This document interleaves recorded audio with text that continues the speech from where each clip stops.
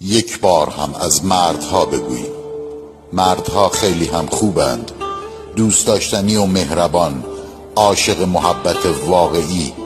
گاهی وقتها مانند یک کودک از ته دل خوشحالند و گاهی مثل یک پیرمرد خسته اکثرشان تنهایی را تجربه کردند. بیشترشان درد کشیدند و اکثرا غمهایشان را در وجودشان مخفی کردند. خیلی از اشکها را نگذاشتند از چشمانشان بیرون بریزد. مردها می روند قدم می زنند تا یادشان نرود که به جای گریه باید قدمهای محکم داشته باشند، همانهایی که اگر عاشق شوند برایتان شاملو می شوند و بی ستون می کنند و تو بهشت را روی زمین خواهی داشت. آری، اینها مرد هستند.